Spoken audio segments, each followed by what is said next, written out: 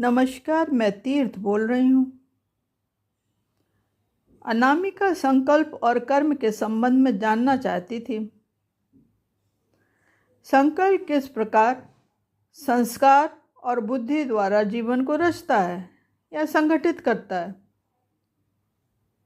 मैंने कहा, पिछली बैठक में हमने जाना था कि अनाहत चक्र मन से जुड़ा है, अर्थात मन और हृदय का गहरा संबंध है।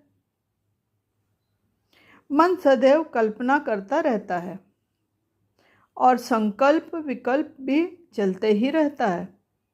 वह जागते सोते स्वप्न भी देखता है। जागृत अवस्था में उसके दिवा स्वप्न चलते रहते हैं।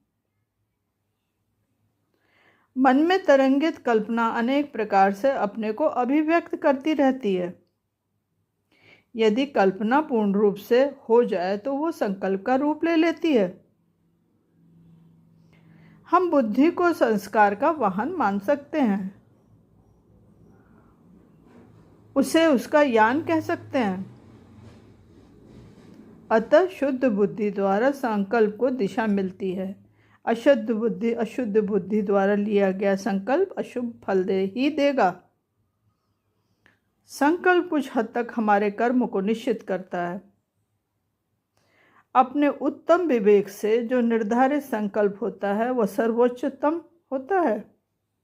इस प्रकार हमारा जीवन मधुर रूप से गठित हो जाता है। जीवन को अच्छा परिणाम उपलब्ध कराना हो या फिर पूजा पाठ की विधि विधान हो, दृढ़ संकल्प की आवश्यकता पड़ती है।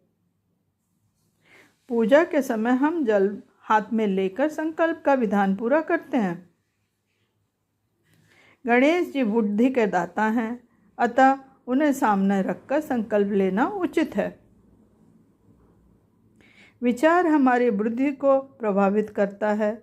उत्तम विचार हमारे कर्मों को भी सजा संवार देता है, उसे दीप्तिवान बनाता है। निश्चय ही अच्छे संकल्प का परिणाम हमें अच्छे कर्म की प्रेरणा देता है। अभिजीत का प्रश्न आया, हमें नाद के बारे में बता दें।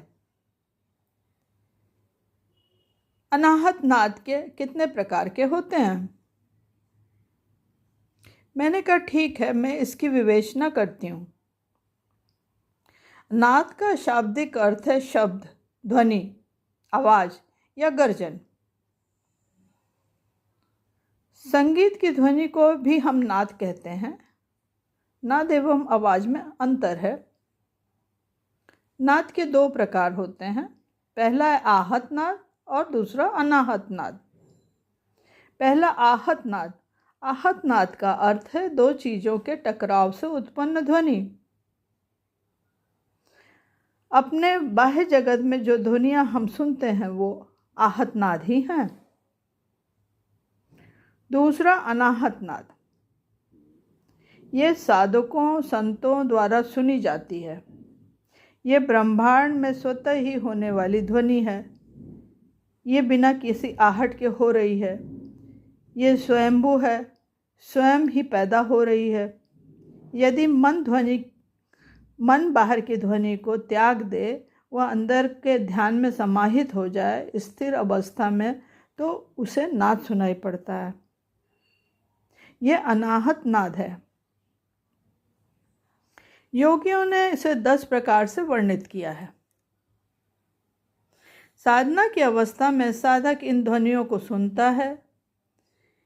ये शुरू में सुमधुर ध्वनि होती है, बाद में इसकी तीव्रता ध्यान की अवस्था के अनुरूप बढ़ जाती है। ये ध्वनियाँ या नाद इस प्रकार है।